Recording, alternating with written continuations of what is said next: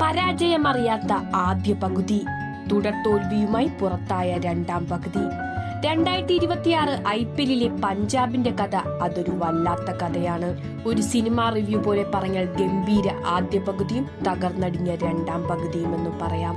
കഴിഞ്ഞ കൊല്ലം വെറും 6 റൺസിന് മാത്രം കൈവിട്ടുപോയ കിരീടം നേടാനാണ് കഴിഞ്ഞ വർഷത്തെ ടീമിൽ നിന്നും വലിയ മാറ്റങ്ങളില്ലാതെ പഞ്ചാബ് എത്തിയത്.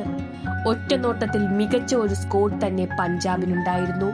താരങ്ങളുടെ ക്വാളിറ്റി വെച്ച് നോക്കിയാൽ ഈ സീസണിലെ മികച്ച ടീമുകളിൽ ഒന്ന് തന്നെയായിരുന്നു. അത് തെളിയിക്കുന്ന പ്രകടനമാണ് ആദ്യ പകുതി പഞ്ചാബ് നടത്തിയതും. ഏത് ടോട്ടൽ നേടിയാലും ഞങ്ങൾ ഈസിയായി അത് മറികടക്കുമെന്ന ആറ്റിറ്റ്യൂഡായിരുന്നു പഞ്ചാബിന്. ടോപ്പ് ഓർഡർ ബാറ്റർമാർ മികച്ച ഫോമിലായപ്പോൾ 260 മുകളിൽ പോലും ടീം ചേസ് ചെയ്യുന്നത് കണ്ടതാണ്. എന്നാൽ ആദ്യ പകുതിയിൽ ബാറ്റിംഗ് കൊണ്ട് മാത്രം ടീം വിജയിച്ചു പോയപ്പോൾ ബോളിംഗിനെയും ഫീൽഡിങ്ങിലെയും പ്രശ്നങ്ങൾ ഒന്നും തന്നെ പരിഹരിക്കാൻ ടീം തയ്യാറായില്ല. പ്രശ്നങ്ങൾ തുടങ്ങുന്നത് രാജസ്ഥാനെതിരെയുള്ള മത്സരങ്ങൾ മുതലാണ്. ആദ്യമായി ടീം സീസണിൽ തോൽവി അറിയുന്നു. പിന്നീട് അങ്ങോട്ട് തുടർച്ചയായ 6 തോൽവിയാണ് പഞ്ചാബ് നേരിട്ടത്. ഈ സീസണിൽ പഞ്ചാബിന്റെ തോൽവിയുടെ പ്രധാന കാരണം ബോളിംഗിലെ മോശം പ്രകടനമാണ്. സീസണിലെ ഏറ്റവും മോശം ബോളിംഗ് പഞ്ചാബിന്റെ ആയിരുന്നെന്ന് നിസ്സംശയം പറയാം. 14 കളിയിൽ 9 വട്ടം ടീം 200 മുകളിൽ റൺസ് വിട്ടുകൊടുത്തിരുന്നു. 2 വട്ടം 190 മുകളിലും. അതിൽ തന്നെ അറിയാം റൺസ് വിട്ടുകൊടുക്കുന്നതിൽ ഒരു കുറവും ടീം വരുത്തിയില്ല എന്ന്.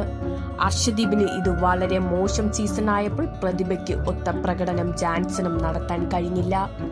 ചാഹലിനെ കൃത്യമായി ഉപയോഗിക്കാൻ അയ്യർക്ക് കഴിഞ്ഞതുമില്ല. പന്തെടുത്ത ആർക്കും തന്നെ സീസണിലെ ഒരു ഇമ്പാക്ട് ഉണ്ടാക്കാൻ കഴിഞ്ഞില്ല എന്നത് ടീമിനെ ശരിക്കും ബാധിച്ചു. ഫീൽഡിംഗ് ആയിരുന്നു മറ്റൊരു തലവേദന. ഫീൽഡിംഗിൽ നഷ്ടപ്പെടുത്തിയ ക്യാച്ചുകൾ എടുത്തിരുന്നു എങ്കിൽ സീസൺ ടോപ്പിൽ പഞ്ചാബ് ഒരുപക്ഷെ ഉണ്ടായേനെ.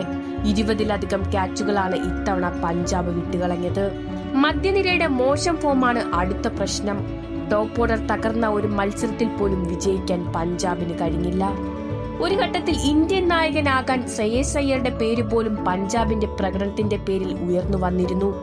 എന്നാൽ രണ്ടാം പകുതിയിലെ ടീമിന്റെ മോശം പ്രകടനം അയ്യർ എന്ന നായകന്റെ കൂടെ തോൽവിയാണ്. പല ബ്ലണ്ടർ തീരുമാനങ്ങളും അയ്യരുടെ ഭാഗത്തുനിന്നും രണ്ടാം ഘട്ടത്തിൽ ഉണ്ടായി. Batters can win you matches but bowlers win you tournaments. ബാറ്റർമാർ ഒരു മത്സരം വിജയിക്കാൻ സഹായിക്കും, പക്ഷെ ഒരു ടൂർണമെന്റ് വിജയിക്കണമെങ്കിൽ ബോളർമാർ പ്രകടനം നടത്തണം. Catches win matches. ഓരോ ക്യാച്ചിനും മത്സരത്തിന്റെ വിലയുണ്ട്. ക്രിക്കറ്റിന്റെ ഈ അടിസ്ഥാന കാരണങ്ങൾ തന്നെയാണ് പഞ്ചാബിന്റെ വലിയ തിരിച്ചടിക്ക് കാരണം.